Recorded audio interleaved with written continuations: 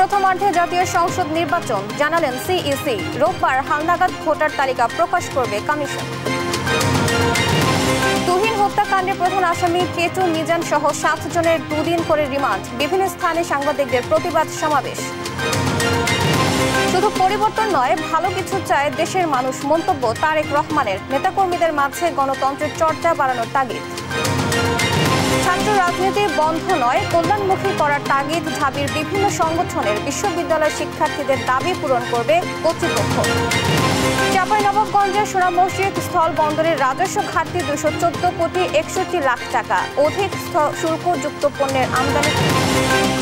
আলাস্কায় Trump Putin বৈঠকে আসার ভালো দেখছেন না ইউক্রেনবাসী। যুদ্ধবিরতি চুক্তির বিনিময়ে ভূখণ্ড হাতছাড়া নয়। এবং অনূর্ধ্ব-20 নারী এশিয়ান কাপ বাছাইয়ে ভাগ্য নির্ধারণী ম্যাচে দক্ষিণ কোরিয়া বাংলাদেশ মুখোমুখি। খেলা শুরু বিকেল 3টায়।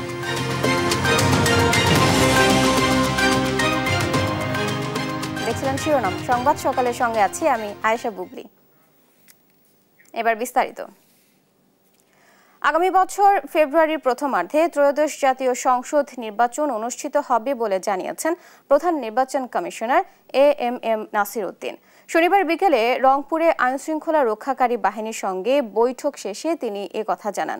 এদিকে রোববার হালনাগাদ ভোটার তালিকা প্রকাশ করা হবে বলে জানানো হয়েছে নির্বাচন কমিশনের পক্ষ থেকে। সহকর্মী রফিকুল ইসলামের প্রতিবেদন জানাচ্ছেন শামীম হোসেন। ত্রয়োদশ জাতীয় সংসদ নির্বাচন উপলক্ষে রংপুরে শনিবার বিকেলে আইন শৃঙ্খলা রক্ষাকারী বাহিনীর সঙ্গে বৈঠক করেন প্রধান নির্বাচন commissioner AMM Nasir Uddin.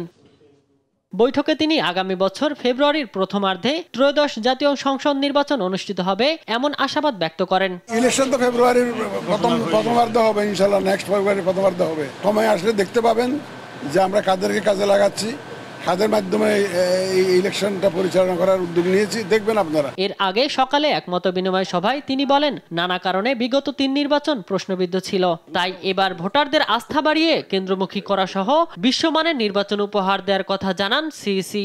Electoral প্রসেসের উপরে, ইলেকশন কমিশনের উপরে, ইভেন আমাদের যারা ইলেকশন পরিচালনা করেন, সেটা প্রশাসনের হোক, পুলিশের হোক, আইন শৃঙ্খলা বাহিনীর সদস্য হোক, মানুষের আস্থাটা নষ্ট হয়ে গেছে টোটালি। সুতরাং এই যে একটা আস্থা ফিরিয়ে আনা, এটা একটা সবচেয়ে বড় চ্যালেঞ্জ হয়ে দাঁড়িয়েছে আমাদের জন্য। আগের নির্বাচনের বিতর্কিত কর্মকর্তাদের এবার দায়িত্ব দেয়া হবে না জানিয়ে তিনি বলেন, প্রয়োজনে নির্বাচন কর্মকর্তাদের নির্বাহী ক্ষমতা দেয়া হবে। মানুষ তো দেখেছে যে এখানে প্রপারলি কাজ করে নাই কেউ। সুতরাং আপনার প্রশ্নটা অত্যন্ত ভ্যালিড প্রশ্ন। এই যে একটা আস্থা ফিরিয়ে আনা, এটা একটা সবচেয়ে বড় চ্যালেঞ্জ হয়ে দাঁড়িয়েছে আমাদের জন্য। নির্বাচনের আগে দেশে আইন শৃঙ্খলা পরিস্থিতি আরো উন্নতি হবে আশা করছেন সিইসি। জানান, নির্বিঘ্নে ভোটাধিকার প্রয়োগের পরিবেশ নিশ্চিত করা হবে। আইন শৃঙ্খলা বাহিনী সবাইকে নিয়ে আমরা ইনশাআল্লাহ এমন একটা পরিস্থিতি তৈরি করতে চাই যেখানে মানুষ শান্তির পূর্ণভাবে নির্ভয়ে পছন্দের প্রার্থীকে যাতে ভোট দিতে পারে, সেই ধরনের একটা পরিস্থিতি আমরা সৃষ্টি করতে চাই। আগামী নির্বাচনে কৃত্রিম বুদ্ধিমত্তা ও সোশ্যাল মিডিয়ার অপব্যবহার নিয়েও শঙ্কা জানান প্রধান নির্বাচন commissioner. Shamim Hossain, news desk, দেশ টিভি। ধন্যবাদ। গাজীপুরে প্রকাশ্যে কুপিয়ে সাংবাদিক আসাদুজ্জামান তুহিনকে নৃশংসভাবে হত্যার ঘটনায় কেটু মিজান সহ গ্রেফতার 7 আসামিকে 2 দিনের রিমান্ডে দিয়েছেন আদালত। অভিযান চালিয়ে এখন পর্যন্ত 8 জনকে গ্রেফতার করা হয়েছে। এদের মধ্যে ট্র্যাপে ফেলে সর্বস্ব লুটে নেয়া চক্রের সদস্য স্বাধীন তুহিন হত্যার কথা স্বীকার করেছে বলে জানিয়েছে র্যাব। নজরুল ইসলামের পাঠানো তথ্য ও ছবিতে জানাচ্ছেন অঙ্কন চৌধুরী। শুক্রবার রাতে গাজীপুর মহানগর পুলিশ ও র্যাবের যৌথ অভিযানে জেলার বিভিন্ন স্থানে অভিযান চালিয়ে কেটু মিজান, তার স্ত্রী গোলাপী, স্বাধীন ও আলামিন সহ মোট 7 জনকে গ্রেপ্তার করে। পুলিশের উপকমিশনার রবিল হাসান জানান, কেটু মিজান ও তার স্ত্রী এবং স্বাধীনকে ভবানীপুর থেকে এবং আলামিনকে উত্তরার তুরাগ এলাকা থেকে গ্রেপ্তার করা হয়। পরে আলামিন, শাহজালাল, ফয়সাল এবং সুমনকে গ্রেপ্তারের কথা জানায় পুলিশ। তারা সবাই ছিনতাই সহ অন্যান্য অপরাধের সঙ্গে জড়িত।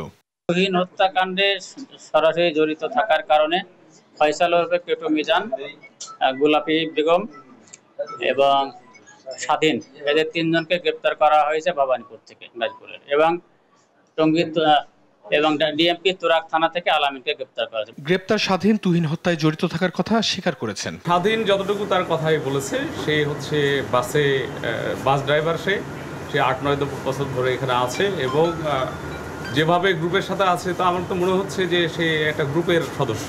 সিসি ক্যামেরা ফুটেজ এবং তার স্বীকারোক্তি অনুযায়ী সে এটাতে জড়িত ছিল। বাকিরাও দীর্ঘদিন ধরে বিভিন্ন অপরাধমূলক কর্মকাণ্ডের সঙ্গে জড়িত বলে জানায় র্যাব। আসামিরা নিজেদেরকে পার পাওয়ার জন্য অনেক কথাই বলবে, এটা তদন্ত সাপেক্ষ বিষয়। তদন্ত এখনো চলমান রয়েছে, আমার মনে হয় যে যথাসময়ে এগুলো সব জানা যাবে। সাংবাদিক তুহিন হত্যার রহস্য জানতে গ্রেপ্তার 7 আসামিকে জিজ্ঞাসাবাদের পাশাপাশি জড়িত অন্যদের ধরতে চলছে আইন শৃঙ্খলা বাহিনীর অভিযান। এবং আমরা অঙ্কন চৌধুরী, নিউজ ডেস্ক, দেশ টিভি।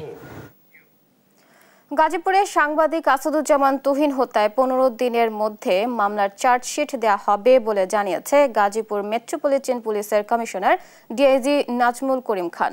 শনিবার সকালে জিএমপি হেডকোয়ার্টার্সে সংবাদ সম্মেলনে তিনি একথা বলেন। ডিআইজি নাজমুল বলেন, জুলাই আন্দোলনের কারণে গাজীপুরে অনেক কারখানা বন্ধ হয়ে যাওয়ায় বহু মানুষ বেকার হয়েছে, যা অপরাধ বৃদ্ধিতে প্রভাব ফেলেছে। এর আগে শুক্রবার রাতে গাজীপুরের বিভিন্ন স্থানে অভিযান চালিয়ে তুহিন হত্যায় জড়িত আসামিদের গ্রেফতার করা হয়।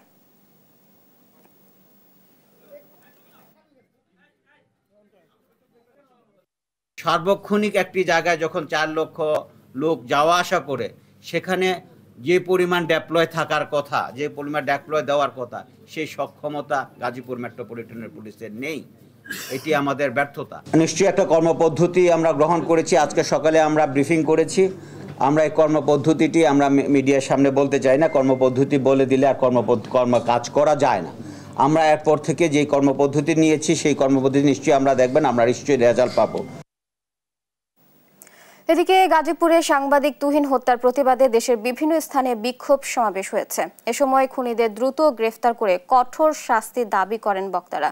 সেই সঙ্গে সারা দেশে সাংবাদিকদের সুরক্ষায় সরকারকে কার্যকর পদক্ষেপ নেয়ার তাগিদ দেন। সহকর্মীদের পাঠানো তথ্য ও ছবিতে বিস্তারিত জানাচ্ছেন শামীম হোসেন। বিএনপিপন্থী চিকিৎসকদের সংগঠন ডক্টরস অ্যাসোসিয়েশন অব বাংলাদেশ ডেবের কেন্দ্রীয় কার্যনির্বাহী কমিটির নির্বাচন সম্মেলনে ভার্চুয়ালি যুক্ত হন বিএনপির ভারপ্রাপ্ত চেয়ারম্যান তারেক রহমান। এ সময় বিগত সরকারের আমলে নির্যাতিত বিএনপি নেতাকর্মীদের চিকিৎসা নিশ্চিত করার জন্য ড্যাবের চিকিৎসকদের ধন্যবাদ জানান তিনি। বিএনপির ভারপ্রাপ্ত চেয়ারম্যান বলেন, 5 আগস্টের পর সারা দেশের মানুষ বুক ভরে নিঃশ্বাস নিতে পেরেছে। যারা সরাসরি ড্যাবের সাথে সম্পৃক্ত আছেন অথবা সমর্থক বৃন্দ, বাংলাদেশ জাতীয়তাবাদী দলের সমর্থক বৃন্দ, এরকম চিকিৎসক বৃন্দ সারা দেশে বিভিন্ন সময়ে বহু মানুষকে চিকিৎসা দিয়েছেন।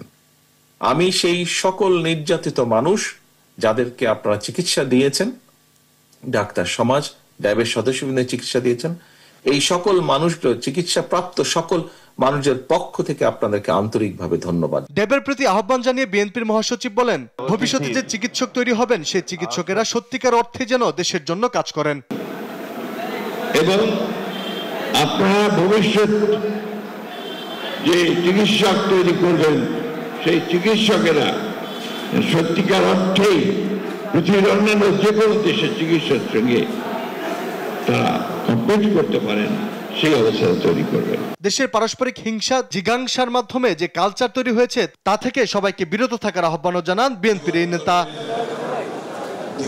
আলী আকাশ, দেশ টিভি, ঢাকা। 5 আগস্টের পর সারা দেশের মানুষ পরিবর্তন প্রত্যাশী বলে মন্তব্য করেছেন বিএনপির ভারপ্রাপ্ত চেয়ারম্যান তারেক রহমান।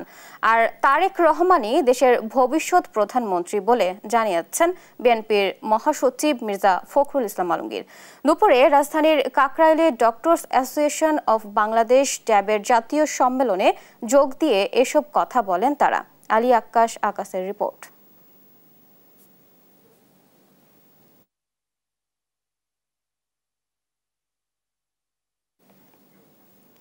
যুগপথ আন্দোলন শরিক দল ও জোটের সাথে মতবিনিময় করেছেন বিএনপির ভারপ্রাপ্ত চেয়ারম্যান তারেক রহমান। শনিবার বিকেল থেকে রাত 8টা পর্যন্ত গুলশান চেয়ারপারসন অফিসে এই মতবিনিময় সভা অনুষ্ঠিত হয়। মতবিনিময় সভায় 18 দল ও জোটের নেতৃবৃন্দ সহ গণতন্ত্র মঞ্চের নেতৃবৃন্দরাও অংশ নেন। সভায় বিএনপির ভারপ্রাপ্ত চেয়ারম্যান ভার্চুয়ালি যুক্ত হন। এছাড়া বিএনপি মহাসচিব মির্জা ফখরুল ইসলাম আলমগীর, স্থায়ী কমিটির সদস্য আমির খসরু মাহমুদ চৌধুরী, ইকবাল হাসান মাহমুদ টুকু ও বিএনপি ভাইস চেয়ারম্যান বরকতুল্লাহ বুলুও উপস্থিত ছিলেন।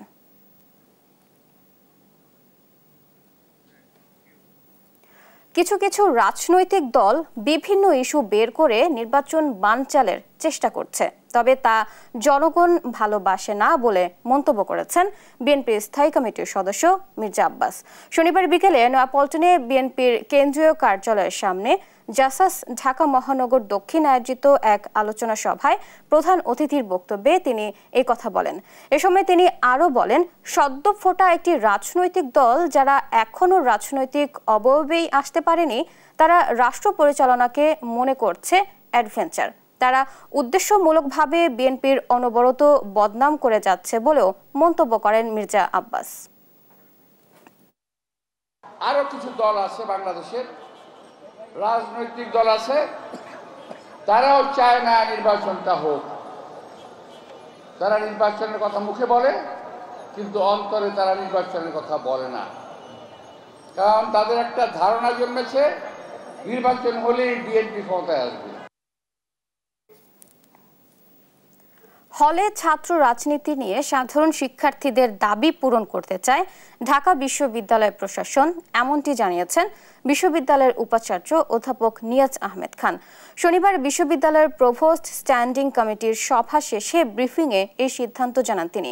বলেন, ঢাকা বিশ্ববিদ্যালয়ের হলগুলোতে ছাত্র রাজনীতি না রাখার বিষয়ে আগের সিদ্ধান্ত বহাল আছে। সিদ্ধান্ত কার্যকরে রোড ম্যাপ তৈরিতে সব পক্ষের সঙ্গে আলোচনা চলছে বলেও জানান উপাচার্য।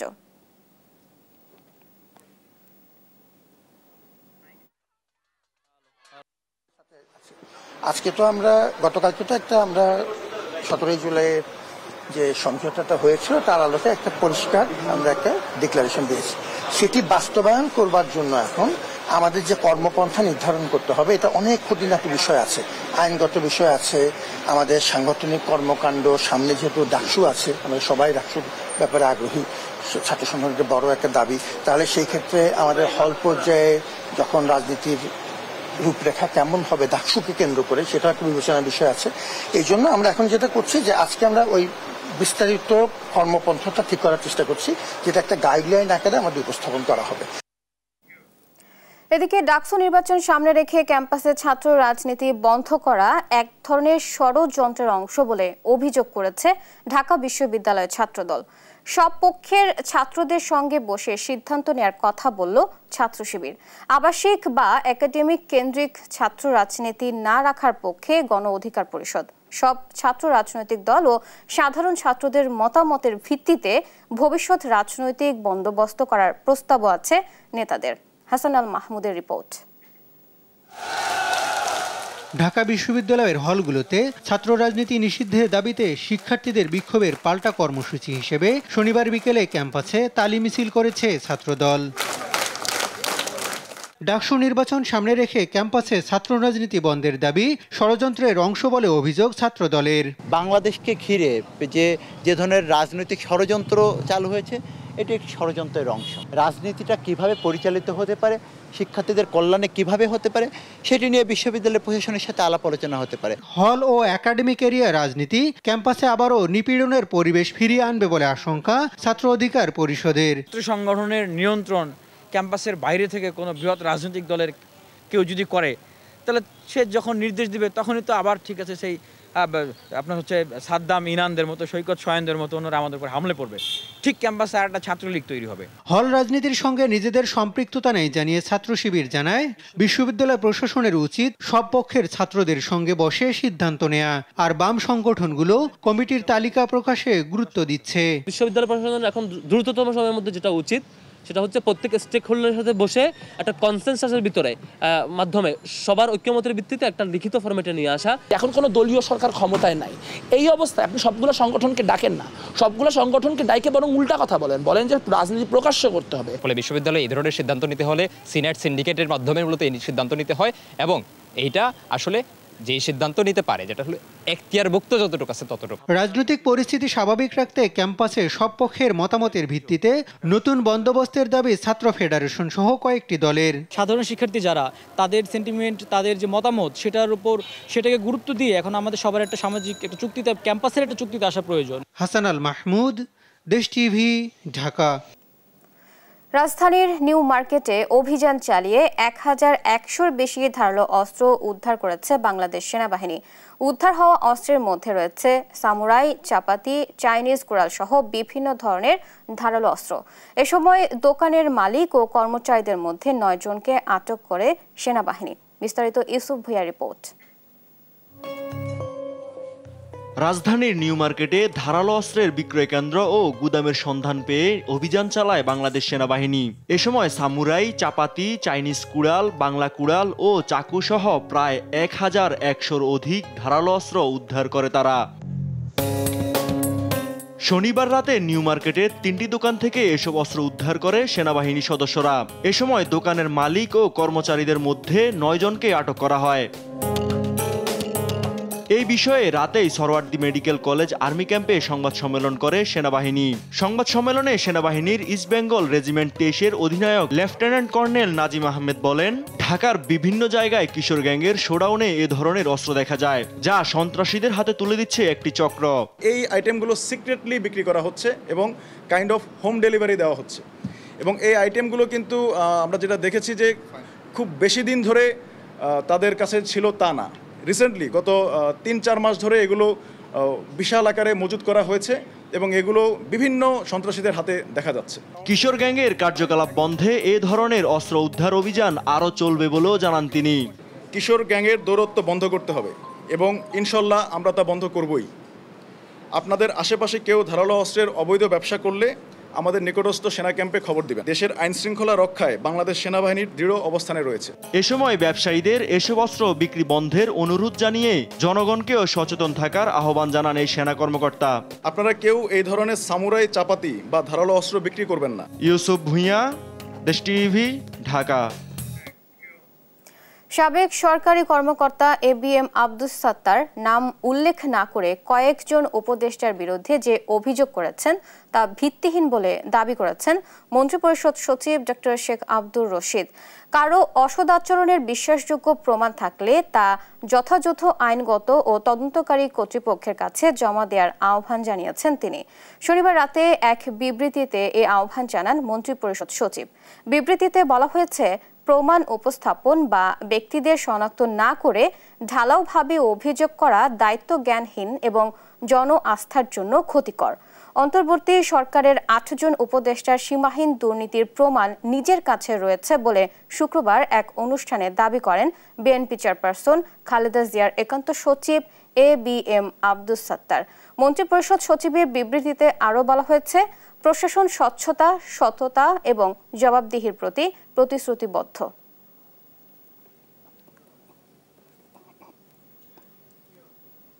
দুই ২০২৪-২৫ অর্থ বছরে চাঁপাইনবাবগঞ্জের সোনা মসজিদ স্থলবন্দরে রাজস্ব ঘাটতি হয়েছে ২১৪,৬১,১২,০০০ টাকা।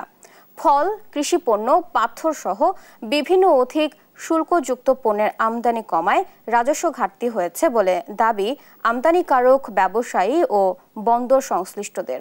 তারেক রহমানের তথ্য ও ছবিতে জানাচ্ছেন আব্দুল্লাল মারুফ।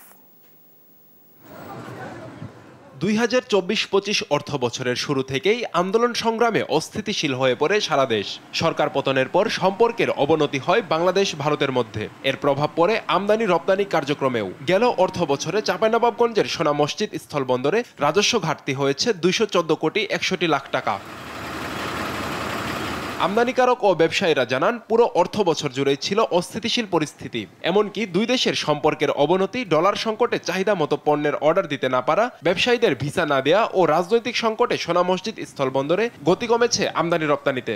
বর্তমান সময়টাতে বেশি মানে গাড়ি একবারই নাই বললেই চলে, একমাত্র পাথরের পোটে পরিণত হয়েছে। অনেক দিন ধরে ফল বন্ধ, ফল আমদানি করতে হচ্ছে না। নানা রকম জটিলতার কারণে এখানে আমদানিকারক নিরুৎসাহিত হচ্ছে। পট পরিবর্তনের পর থেকে ইন্ডিয়া বাংলাদেশের সম্পর্কটা একটু অবনতি ঘটেছে। তারপরে আনুষঙ্গিক পরিবেশের জন্য হচ্ছে না। আশা করি যে সবার আন্তরিকতা থাকলে ইন ফিউচার বা খুব শর্ট টার্মে না হলেও আশাবাদী যে আমরা এটা ঠিক হয়ে যাবে। ডলার সংকট ছিল, $102 এলসি করলে $125 পেমেন্ট করতে হয়েছে। এইভাবে ইম্পোর্টারগুলো আমাদের অনেক মায়ের খেয়ে গেছে।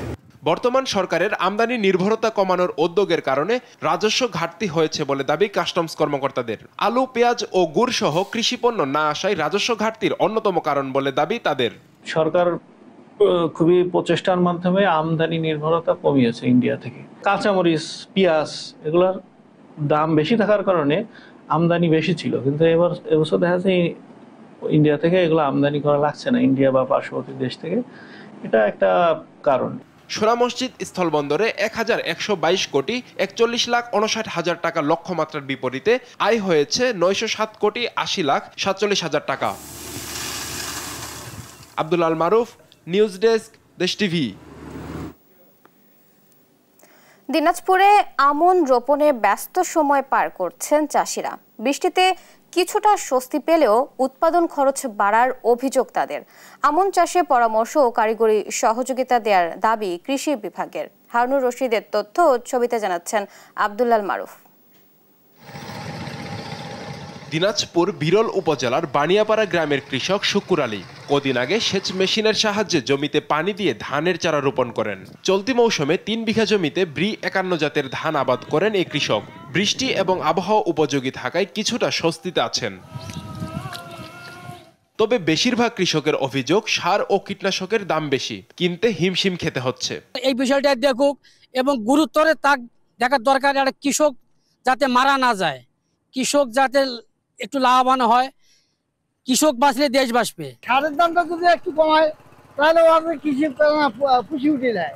যখন আমরা এই ধান বাড়ার আগে আগে এই খরচটা বেশি হয়ে যায় পোকার আক্রমণের জন্য।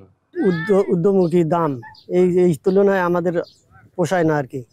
সামান্য কোনো মতে আমরা চলতে পারি এই আর কি, এর থেকে বেশি কিছু লাভজনক হয় না। লক্ষ্যমাত্রা পূরণে কৃষকদের কারিগরি সহযোগিতা দেওয়ার আশ্বাস স্থানীয় কৃষি কর্মকর্তার।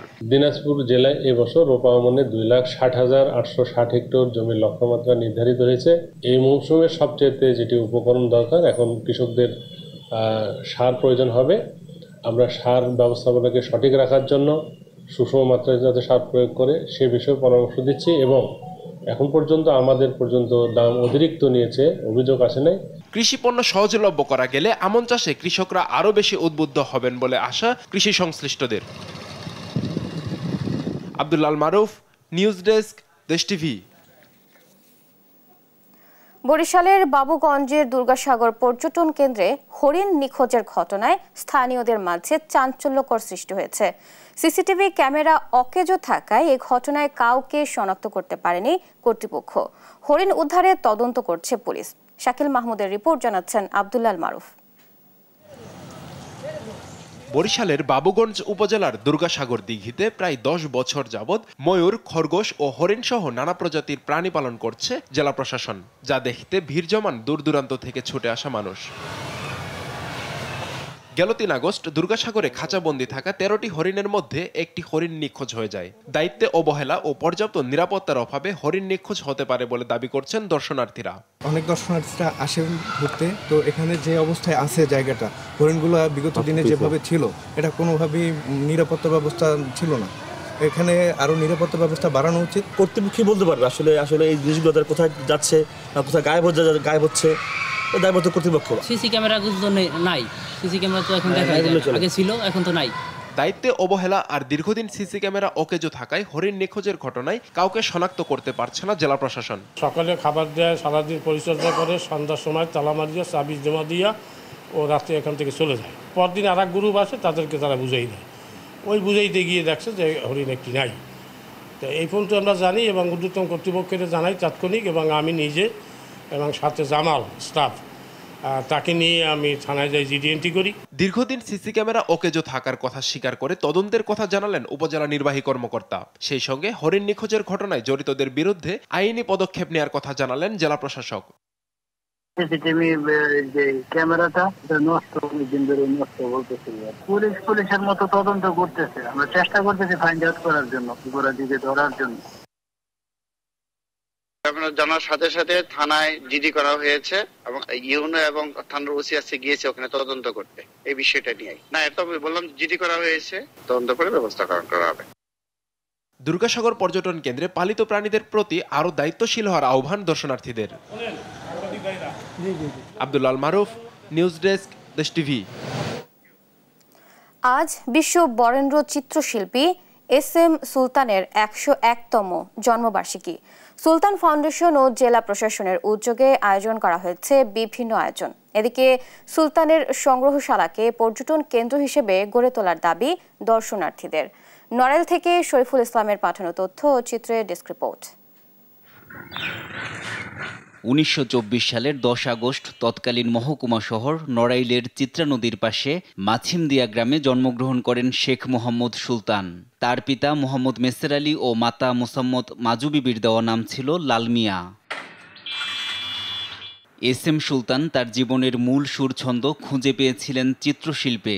1950 সালে ইউরোপের যৌথ প্রদর্শনীতে তার ছবি সমকালীন বিশ্ববিখ্যাত চিত্রশিল্পী পাবলো পিকাসো, ডুফি, মাতিসের ছবির সঙ্গে প্রদর্শিত হয়। সুলতানই একমাত্র এশিয়ান শিল্পী যার ছবি এসব শিল্পীদের ছবির সঙ্গে একত্রে প্রদর্শিত হয়েছে।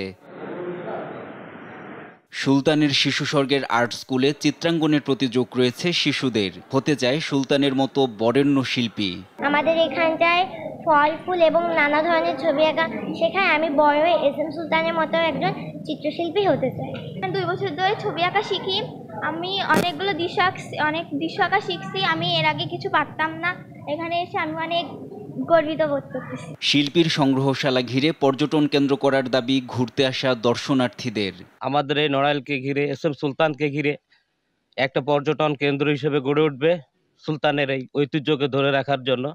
কিন্তু আজও সেটা বাস্তবায়ন বা আমাদের এই দাবিটা যেন পূরণ হয় সেজন্য সরকার বা কর্তৃপক্ষের দৃষ্টি আকর্ষণ করবো সবসময়। বরেণ্য চিত্রশিল্পী SM সুলতান এর এই শিশু স্বর্গ এবং যে সংগ্রহশালা আছে এটাকে চাই যে পর্যটন কেন্দ্র হিসেবে গড়ে উঠুক এবং পর্যটন কেন্দ্র হিসেবে গড়ে তোলার জন্য সরকারের কাছে আবেদন জানায়। শেখ মোহাম্মদ সুলতানের সংগ্রহশালাকে পর্যটন কেন্দ্র গড়ে তুলতে প্রকল্প হাতে নিয়েছে জেলা প্রশাসন। SM সুলতানের যে সংগ্রহশালাটি এটি সম্প্রসারণের বিষয়ে ইতিমধ্যে ভূমি অধিগ্রহণ সহ অন্যান্য যাবতীয় সকল প্রস্তাব আমরা সংশ্লিষ্ট মন্ত্রণালয়ে পাঠিয়েছি। সেই সাথে আমাদের যে দৃষ্টিনন্দন ঘাটটি করার বিষয়ে যেখানে ওনার নৌকাটি আছে এটিও দৃষ্টিনন্দন করার জন্য এবং সংরক্ষণের বিষয়ে আমরা প্রস্তাব পাঠিয়েছি। বরেণ্য এই শিল্পীর জন্মদিন ঘিরে নানা কর্মসূচি হাতে নিয়েছে নড়াইল জেলা প্রশাসন ও SM সুলতান ফাউন্ডেশন। নিউজ ডেস্ক, দেশ টিভি।